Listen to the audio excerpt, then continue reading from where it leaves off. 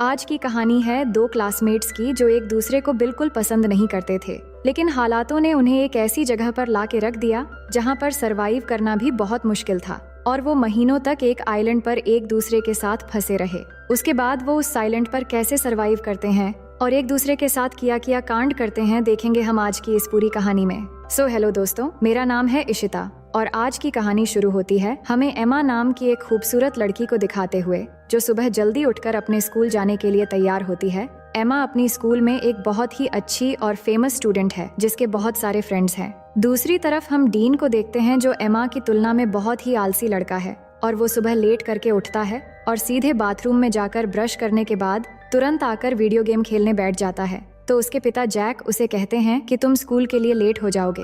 वहीं हम एमा और उसकी छोटी बहन स्टेसी को देखते हैं जिनको उनकी माँ बारबरा स्कूल छोड़ने आती है। उसके बाद एमा स्कूल में पहुंचकर अपने बेस्ट फ्रेंड लिजी से मिलती है और जब वो बातें कर रहे थे तभी स्टीफन नाम का एक स्टूडेंट आकर एमा को हाई कहता है और ये देखकर लिजी एमा को चिढ़ाने लगती है। अब उसी दिन क्लास में मिस्टर क्रिश्चियनसेन जो उनके टीचर हैं वो बताते हैं कि बस अगली सुबह ठीक 7 बजे ट्रिनिडाड आइलैंड के ट्रिप के लिए निकलेगी और वो आगे बता ही रहे होते हैं कि एमा क्लास में लेट पहुंचती है और डीन भी पीछे से आकर एमा से टकरा जाता है और उसे सॉरी शहजादी कहता है। इसके बाद जब मिस्टर क्रिश्चियनसेन ट्रिप के बारे में और जानकारी दे रहे थे तभी लिजी एमा से कहती है कि डीन भी ट्रिप पर जा रहा है अपने पिता के पैसों की वजह से और फिर वो डीन को देखकर मुंह बनाती है। अब लंच के समय लिजी अपने दोस्तों को एमा और स्टीफन के बीच सुबह जो हुआ वो बताती है और कहती है कि ट्रिप में जाकर हमारे पास 1 हफ्ता होगा अपना जादू चलाकर एमा को स्टीफन के साथ एक्शन कराने के लिए। पर एमा कहती है कि हमें ये सब छोड़कर ट्रिप पर ध्यान देना चाहिए। अब सभी जब बातें कर रहे थे तभी एमा की नजर डीन पर पड़ती है जो चाकू से सेब काट रहा था।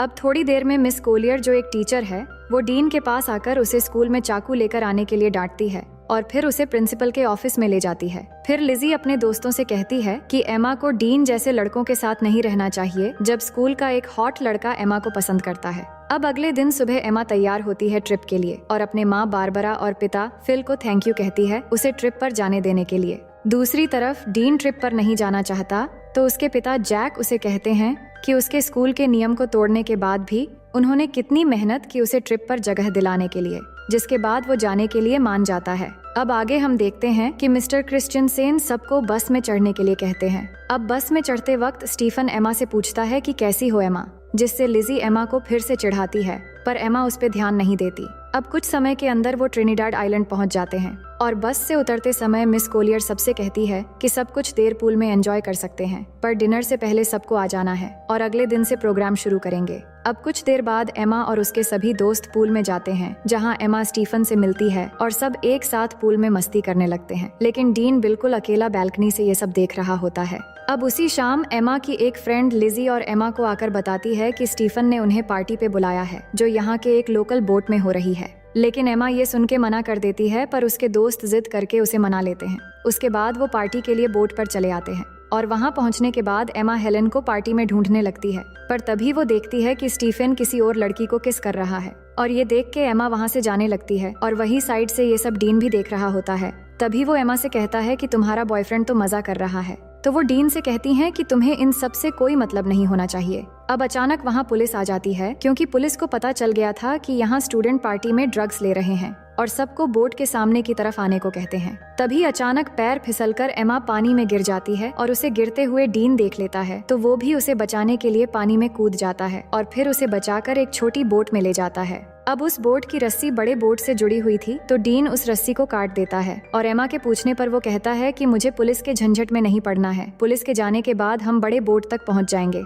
लेकिन थोड़ी ही समय के अंदर वो बोट उनसे काफी दूर चला जाता है और तभी वहाँ पर तूफान शुरू होने वाला होता है, लेकिन डीन देखता है कि इसमें तो मोटर ही नहीं है। तभी उनके सामने से अचानक एक बड़ी सी लहर आती है और दोनों कस के बोट को पकड़ लेते हैं। इसके बाद सुबह हो जाती है और दोनों लहरों की वजह से बोट के साथ अरेबियन सागर में पहुंच गए थे।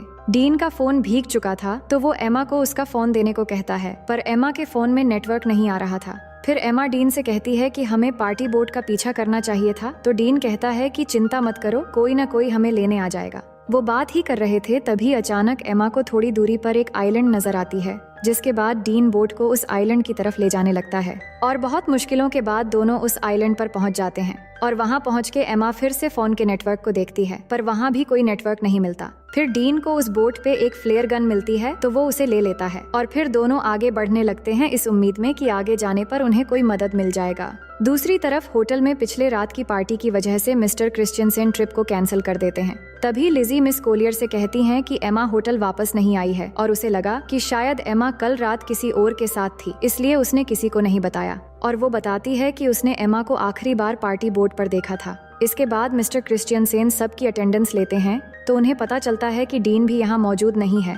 अब इससे इनको पता चल जाता है कि डीन और एमा दोनों ग्रुप से मिसिंग हैं। उसके बाद पुलिस आकर एमा के दोस्तों से पूछताछ करते हैं, तो मिस कोलियर पुलिस से पूछती है कि क्या उन्हें ढूंढने का कोई तरीका है। तो पुलिस कहते हैं कि ऐसे केस अक्सर होते रहते हैं, शायद वो खुद से ही वापस आ जाए, लेकिन अगर वो समुद्र में कहीं फंस गए हो तो दोनों को ढूंढना थोड़ा मुश्किल हो सकता है। और ये बात जब डीन के पिता को पता लगता है कि उनका बेटा खो गया है, तो ये सुनकर वो तुरंत स्कूल जाते हैं और वहाँ एमा की माँ बारबरा से मिलते हैं। और उसी समय फिल भी वहाँ आ जाता है और यहाँ सब परेशान होकर प्रिंसिपल से दोनों बच्चों के खोने के बारे में पूछने लगते हैं, पर प्रिंसिपल ठीक से कोई जवाब नहीं दे पाते, जिसके बाद वो तीनों वहाँ से चले जाते हैं। वहीं एमा और डीन आगे बढ़ रहे थे और कुछ दूर चलने के बाद उन्हें जंगल के अंदर एक खूबसूरत वाटरफॉल दिखाई देता है। डीन को ये बहुत अच्छा लगता है, तो वो एमा को उसका एक तस्वीर लेने के लिए कहता है, पर एमा उसे मना कर देती है। वो कहती है कि हम यहाँ फंसे हुए हैं और तुम्हें यहाँ अच्छा लग रहा है। मुझे इस ट्रिप में प्रोजेक्ट के लिए अच्छे मार्क चाहिए थे। मुझे आगे प्रिंसटन यूनिवर्सिटी में पढ़ना है। अगर हम जल्द से जल्द यहाँ से नहीं निकल पाए तो सब बर्बाद हो जाएगा। इसके बाद वो आगे बढ़ते हैं और कुछ घंटे बाद वो दोनों इस आइलैंड के बिल्कुल किनारे पे आ जाते हैं, पर अब तक यहाँ उन्हें ना कोई रास्ता मिला था और ना ही कोई मदद। ये देख के वो वापस बोट की तरफ जाने का सोचते हैं। उसके बाद वो दोनों वापस बोट की तरफ जाते हैं और जाकर देखते हैं कि किनारे में उनकी बोट नहीं है। समुद्र की लहर बोट को कहीं ले गया था और अब सिर्फ उन्हें वहाँ एक लाइफ जैकेट मिलता है। फिर आगे हम देखते हैं कि वो पूरा दिन चलते चलते थक चुके थे और सूरज भी डूब जाता है। इसके बाद डीन आग जलाता है और दोनों यहीं पर आज रात रुकने का फैसला करते हैं। डीन देखता है कि एमा को ठंड लग रही है, तो वो एमा को अपनी शर्ट उतार कर दे देता है। फिर दोनों बातें करने लगते हैं कि कल तक शायद हमारे पेरेंट्स हमें ढूंढ कर निकाल लेंगे।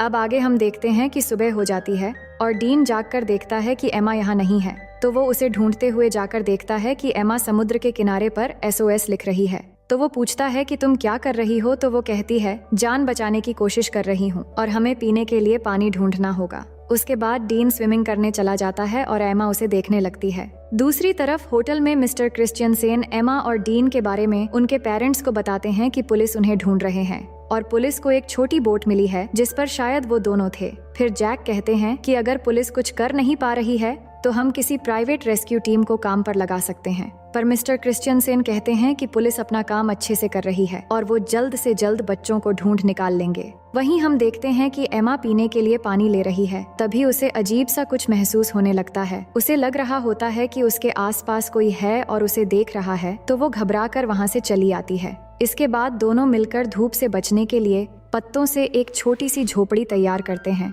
और थोड़ी देर बाद एमा समुद्र के किनारे बड़ा करके SOS लिखती है ताकि रेस्क्यू टीम अगर यहाँ से गुजरे तो वो उन्हें मिल जाए। फिर दोनों को जो भी इस आइलैंड पे खाने लायक मिलता है वो ढूंढ के खाने लगते हैं और डीन को केले का एक पेड़ मिलता है, तो वो तोड़ के दोनों पेट भर के खाते हैं। अब इस आइलैंड में गर्मी बहुत होती है और एमा फुल पैंट नहीं पहन सकती और वो पैंटी पहनकर भी नहीं रह सकती, तो वो अपनी फुल पैंट को काट के शॉर्ट कर लेती है। इसके बाद एमा देखती है कि डीन उस झोपड़ी में आकर सो रहा है, तो वो भी उसके पास आकर सो जाती है। तभी अचानक डीन एमा की तरफ मुड़ता है और उस पर हाथ रख देता है, पर एमा को ये अच्छा लगता है और वो कुछ नहीं कहती। फिर अगले दिन जब एमा वाटरफॉल में नहा रही होती है, तब डीन आकर उससे सनस्क्रीन मांगता है, तो एमा डीन को कहती है कि मैं यहाँ नहा रही हूँ, तुम दूसरी तरफ जाओ। तो डीन कहता है कि तुम ही ने तो मुझे यहाँ पहरेदारी करने के लिए कहा है। ये सुन के एमा कहती है कि इस आइलैंड में कोई और भी है, इसलिए मैंने कहा था। उधर होटल में बारबरा एमा को लेकर बहुत परेशान थी और न्यूज में ये बताया जा रहा था कि एमा और डीन के गायब होने की केस अब ऑफिशियल हो गई है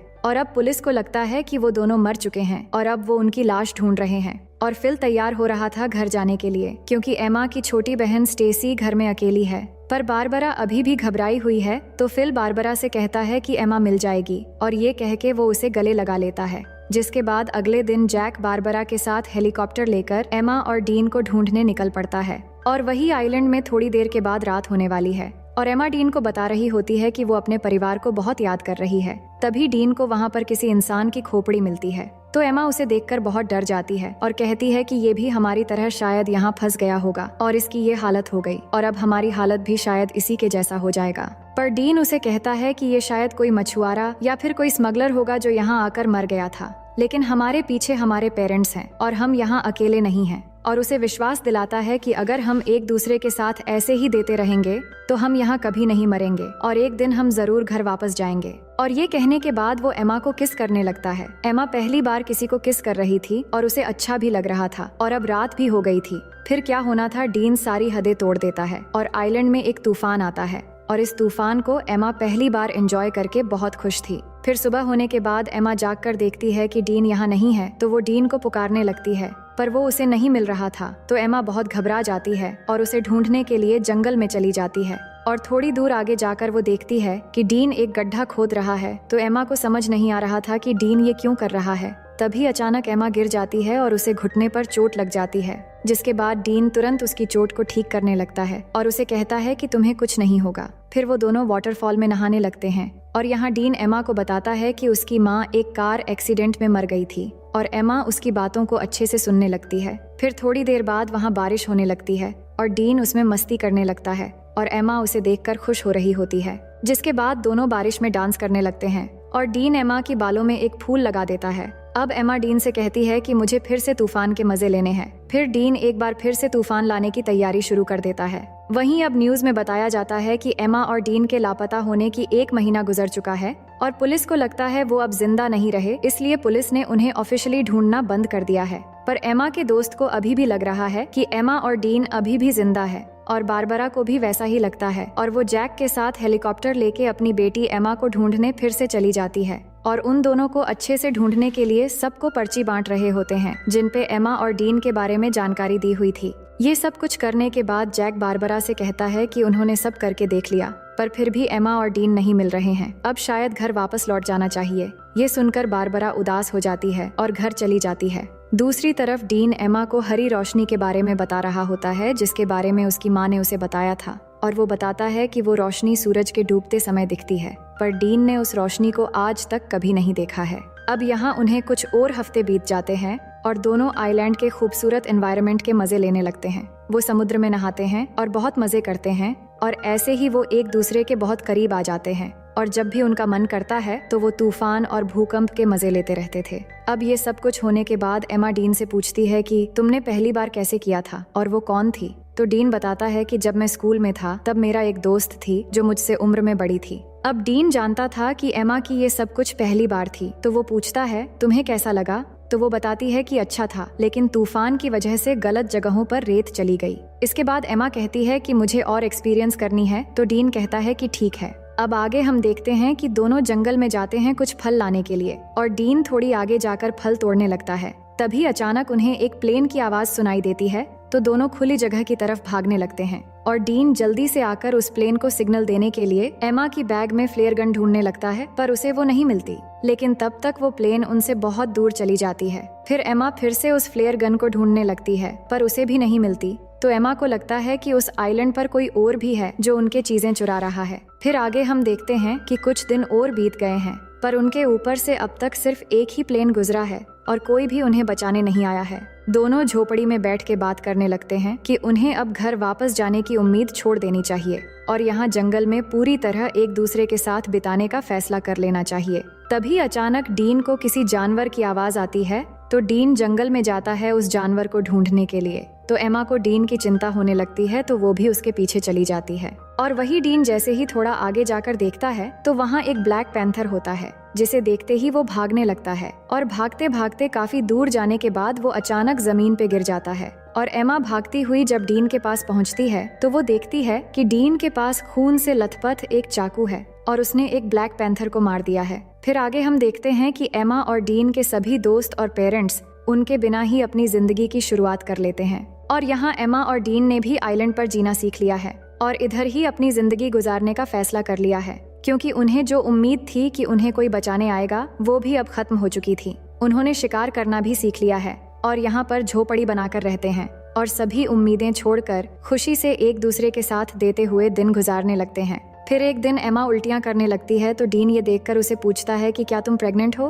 तो एमा कहती है कि नहीं, उल्टियां बस ऐसे ही हो गई हैं। इसके बाद एमा अच्छा महसूस करने के लिए डीन के साथ लेट जाती है, पर जब वो दोनों बात कर रहे होते हैं तभी एमा की खोई हुई चीजें ऊपर से गिरने लगती है और जब वो दोनों ऊपर देखते हैं तो वहाँ पेड़ पर एक बंदर होता है जो उनके सामान फेंक रहा होता है और वो देखते हैं कि बंदर के हाथ में वो फ्लेयर गन भी है जो डीन को उस दिन नहीं मिला था। तो उस बंदर को एमा एक केला दिखाती है तो वो गन नीचे फेंक देता है, जिसके बाद उन्हें ऊपर से एक हेलीकॉप्टर की आवाज आती है तो वो भागते हुए खुली जगह पर आते हैं और एमा गन लोड करके फायर करती है तो वो हेलीकॉप्टर वाले उन्हें देख लेते हैं, जिसके बाद वहाँ से उन्हें रेस्क्यू कर लिया जाता है और अब फाइनली दोनों 3 महीने के बाद वापस आ जाते हैं और एयरपोर्ट पे एमा और डीन के दोस्त और पेरेंट्स उनसे मिलकर बहुत खुश हो जाते हैं, जिसके बाद दोनों के पेरेंट्स उन्हें अपने अपने घर लेकर चले जाते हैं। अब घर आने के बाद डीन उसी रात को एमा से मिलने जाता है और वो बात करते हैं कि घर वापस आकर कितना अजीब लग रहा है और यहाँ डीन एमा को किस करने वाला होता है, पर एमा नहीं करती और कहती है कि हर 10 मिनट में उसके पेरेंट्स उससे मिलने आ रहे हैं, अब शायद तुम्हें यहाँ से चले जाना चाहिए। और कहती हैं कि हमारे आने की खुशी में मेरे पेरेंट्स ने एक पार्टी रखी है तो तुम्हें भी आना है। फिर अगले दिन पार्टी पे सब जमा होते हैं और एमा के पेरेंट्स सबको कुछ कहने लगते हैं उनके बच्चों के वापस आने पे। इसके बाद स्टेसी डीन से पूछती है कि तुम सबके साथ क्यों नहीं हो? तो डीन कहता है कि मुझे सबसे घुलना मिलना अच्छा नहीं लगता। इसके बाद डीन एमा को उसके साथ आने के लिए इशारा करता है पर एमा नहीं आती और उसे अनदेखा कर देती है और ये देखकर डीन पार्टी से चला जाता है। इसके बाद सभी चीजें पहले की तरह हो जाती हैं और एमा आइलैंड से वापस आने पर वो बहुत फेमस हो जाती है, पर डीन अभी भी अकेला ही रहता है और जब भी एमा और डीन एक दूसरे के पास से गुजरते हैं तो वो बस एक दूसरे की तरफ ही देखते हैं। फिर कुछ दिन बाद एमा डीन को कॉल करती है पर डीन कॉल नहीं उठाता। उसके बाद हम देखते हैं कि एमा के रूम में स्टेसी जाती है और उसे कहती है कि तुम्हारे लापता हो जाने के बाद हमने तुम्हें बहुत मिस किया और मॉम डैड भी बहुत परेशान थे। हमने तो सोच लिया था कि शायद हमने तुम्हें बिल्कुल खो दिया है, लेकिन आज हम सब अच्छे से एक साथ हैं और बहुत खुश है। फिर एमा स्टेसी से कहती है कि तुम मेरी बहुत अच्छी बहन हो और फिर वो दोनों एक साथ प्रॉम पार्टी में जाने का डिसाइड करते हैं। दूसरी ओर हम डीन को देखते हैं जो अपनी माँ के कब्र पर जाता है और अपनी माँ को मिस करते हुए बहुत रोता है। अब प्रॉम पार्टी की रात डीन टीवी देख रहा होता है तो उसके पिता उसे पूछते हैं कि क्या पार्टी में तुम मेरे कोट पहनकर जाना चाहोगे? दूसरी तरफ एमा पार्टी में अपनी बहन के साथ पहुंच गई थी, जिसके बाद लिजी उसके पास आती है और एमा को एक सरप्राइज देने के लिए आगे ले जाने लगती है और तभी एमा देखती है कि बाहर बारिश में डीन कोट पहन के खड़ा है और एमा का इंतजार कर रहा है। ये देखकर एमा आइलैंड की वो सब कुछ याद करने लगती है। इसके बाद पार्टी से बाहर आकर एमा डीन के पास जाती है और यहाँ दोनों बहुत खुश होते हैं और किस करने लगते हैं और इसी सीन के साथ ये कहानी यहीं पर खत्म हो जाती है।